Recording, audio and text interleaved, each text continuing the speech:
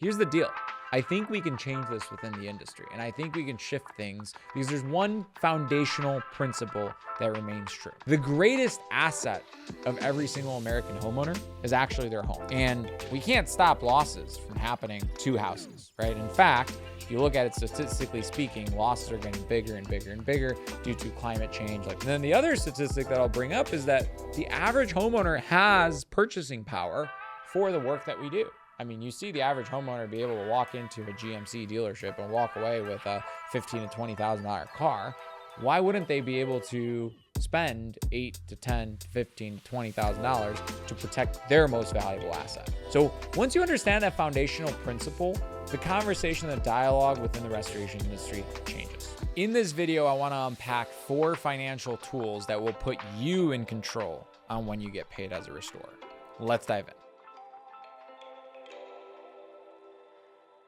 So the first one's actually very simple, and you're going to chuckle when you hear this, but it's simply just adopting the mantra of COD, cash on delivery. And I know a lot of restoration professionals believe that they have to play this whole work-off game and get it signed and go and get beat up by the insurance company and such. But I've actually coached a couple dozen restoration contractors that adopted the COD, and they didn't use Xactimate. They just billed straight what they believed and said, hey, look, we're just not going to do work unless you pay us, right? I would challenge you guys to think about whether or not that's a good fit for your business. Because again, you're not obligated. Like, there's no rule, regulation, law that states that you have to extend this grace period to homeowners to then get beat up by the insurance company and wait 90 to 120 days to get paid.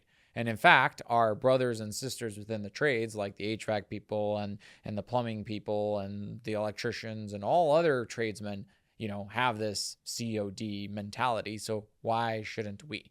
So the first and simplest thing to control the way you get paid is just not take any projects on that you don't get paid some sort of deposit and some sort of full amount when you actually complete the work. Now, obviously with that, the challenge is you have to become a better salesperson, which we'll talk about later during this video, because it might be harder to close customers if all of your competition's saying, hey, we have this foo-foo work off, you don't have to put any money out of pocket, and you're asking your customers to put skin in the game. The second financial tool that you can use to be in control of your cash flow as a restorer is using some sort of payment processing tool. So at Albi, we were really passionate about solving this problem of processing payments and bringing cash forward for restorers. So we actually built Albi Pay. The current version right now allows you to keep a credit card or an ACH method on file from the minute a work-off gets signed. So you sign that work-off, you put a credit card or an ACH method on file. You can charge the deductible upfront, or you can hit the deductible later,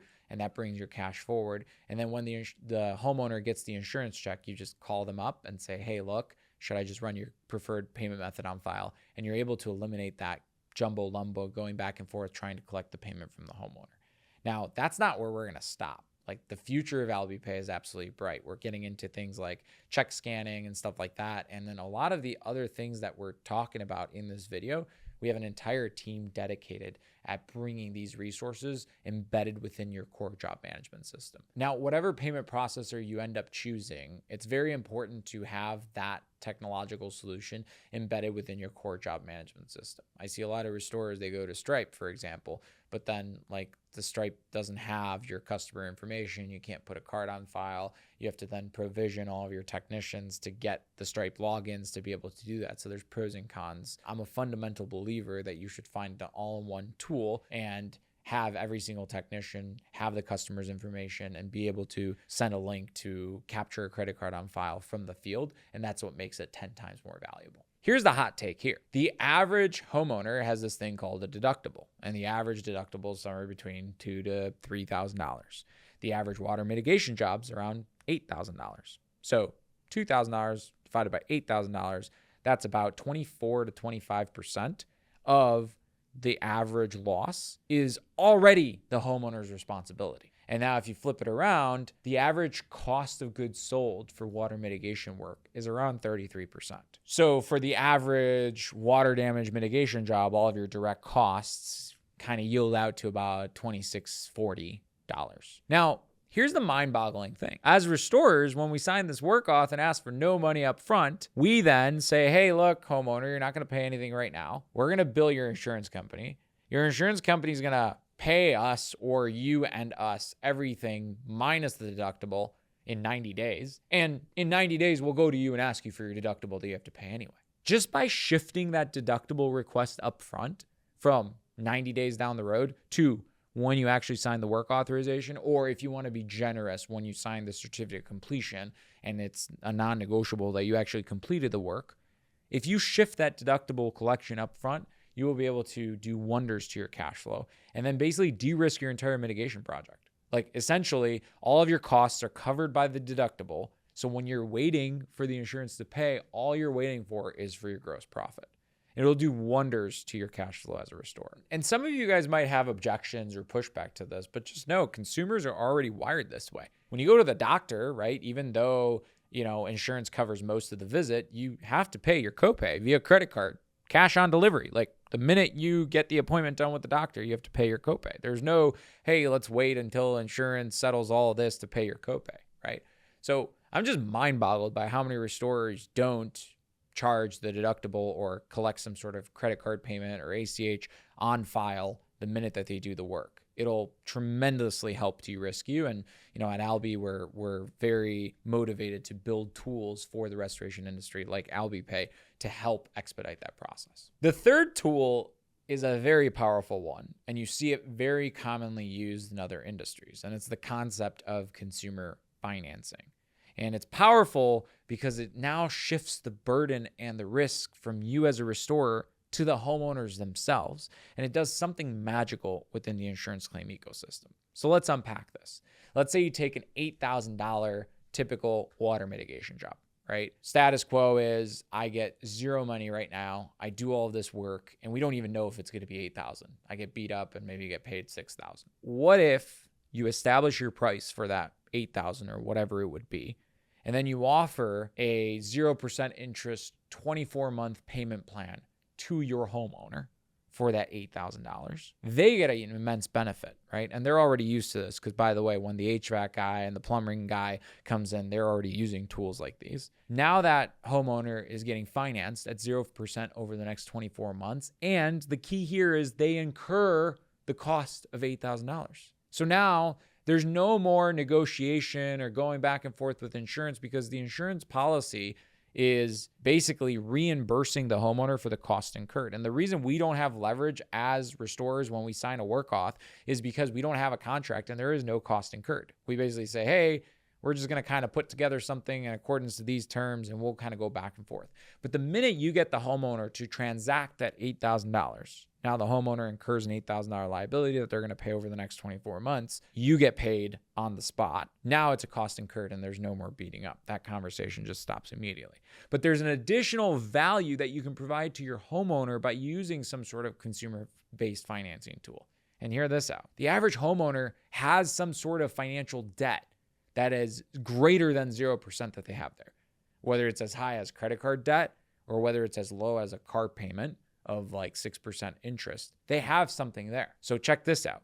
You've now financed them at 0% interest via some sort of provider like Green Sky or Hearth or WiseStack or whatever you choose. Now they're going to get the insurance check of the $8,000 from the insurance company. They're going to be able to use that to pay off some debt that they perhaps have. Maybe it's credit card debt, maybe it's auto loan debt, or maybe they want to go and take their family out on vacation to Disney. You essentially now added additional value to that consumer by financing them. You got paid right away, and the whole insurance leverage discussion just completely got thrown out the window, which is absolutely beautiful. If you're not using any sort of financing today, which the majority of the industry is not, it's an ultimate financial hack to help get you as the contractor paid faster and have an undisputed incurred cost. You get the homeowner the value of a 0% interest refinancing mechanism, and it completely eliminates the conversation and going back and forth for 90 days with the insurance company on what you're going to get paid. And it shifts the conversation over. And if the insurance carriers want to back out and not pay for things, at least now we're providing our consumers financial tools to kind of alleviate the burden of the insurance companies bullying them. Now, the fourth financial tool to help you with your cash flows as a restorer again, is also not commonly used. It's called accounts receivable based financing. So here's the deal. There's a lot of local banks that will extend you a line of credit that you typically pay interest only for 80% of your accounts receivable. So if you currently are a restorer listening to this and you have $1 million of money owed to you by some other homeowners that's in the process of getting beat up by the insurance company and stuff like that, you're entitled to about $800,000. That's the maximum, but let's just say $500,000 to $800,000 that you can tap into as an accounts receivable line of credit. And you only pay interest when you actually tap into this specific line of credit. And it could be a beautiful thing to help you with your cash flow. Now be careful. You should know your unit economics and you should know how your business is running and all of your numbers. So that way you don't make bad decisions and poor choices with these lines of credit.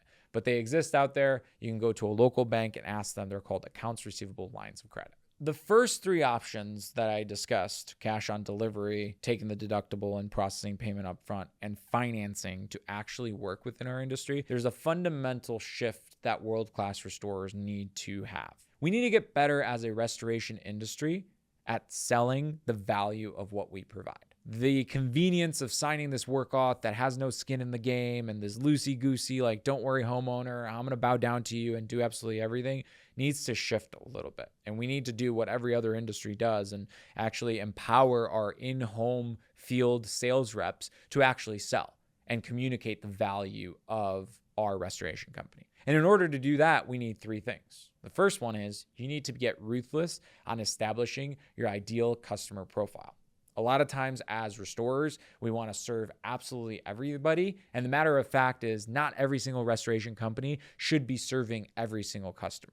Check this out. A premium customer that lives in a really high-end home that has very meticulous needs will not be shopping the two guys in the truck that really don't do high-quality work. And there's a specific type of restoration contractor that should have a specific premium service offering that would cost more to service that specific home. A hospital should not just be using a random restoration company that has no idea how to work in hospitals and stuff like that. Think about like a government-backed, low-income household provider that has, maybe not as huge attention to detail and wants something that's super cost-effective, should not be going with a premium restoration company. Yet, when we look at restoration companies in every single market, we've got all kinds of restoration companies trying to be the jack of all of these customer bases. And I think it's very important for you to understand and identify, what do you want to be? Do you provide a premium service? And should you be serving a premium clientele that maybe will pay more cash on delivery and will value the services that you provide? Or are you going to go down the low cost route and do high volume of low cost work for, price sensitive consumers, right? But it's very important for you to pick that and really stay strong on where you're at, because I don't think every single restoration company should be the same, should charge the same, and so on and so forth. The second thing that you really need to do is establish your differentiator. The number one reason why we struggle at selling in the field is because, if you roll up and big green and big red and big yellow rolls up also, the consumer doesn't really understand what the difference is. And of course, you're going to lose to the work authorization signature box if you're perceived to be the same as everybody else. But if you can establish a differentiator and train your entire in-home sales team to pitch that differentiator, you will be able to win even if you have a cash on delivery policy. And there are restoration companies out there, by the way, that are winning $30,000 to $40,000 to $50,000 jobs that are cash on delivery or financed. And they're beating big yellow, big green, big red. I've seen it. I've coached them. They're out there. But the one thing that they understand is they communicate how they're different and they take care of the homeowners in a completely different way than all these other companies do. And then the third thing is pick a strategy and make it a non-negotiable. You won't ever get a single penny more than what you believe you deserve. So if you don't fundamentally buy into the fact that you can charge cash on delivery and provide the work and not have to do anything with insurance companies, you can do that if that's what you choose to do. But if you don't buy into that, you won't be able to execute that strategy. You have to make it a non-negotiable. If you decide, hey, look, this is the way we're going to steer our company from top down, bottom up, you guys have to establish that as an absolute non-negotiable. So there you have it. 4 different financial levers that you can use within your business to bring cash forward. First one, cash on delivery. The second one, payment processing at least the deductible, if not the entire thing. The third one is financing and offering in-home financing to your customers. And the last one is deploying an accounts receivable line of credit. And then we also talked about in this video the 3 things that you need to do to make sure that you can win on these 4 strategies. And the first thing is identifying your ideal customer profile. The second thing is establishing your differentiator. And the third thing is making these things a non-negotiable. Our mission here at Albiware is to propel the restoration industry forward. And I fundamentally believe that restorers deserve to get paid faster, just like every single other tradesman out there. And I think the dialogue starts changing once more and more restorers become early adopters of these 4 techniques that I just taught in this video. But I also fundamentally believe that we can't do this as an industry until we get better at closing jobs and communicating the value to our customers. So actually in the next video, I dive into how you can double your restoration closing rate. So I'll see you on the other side.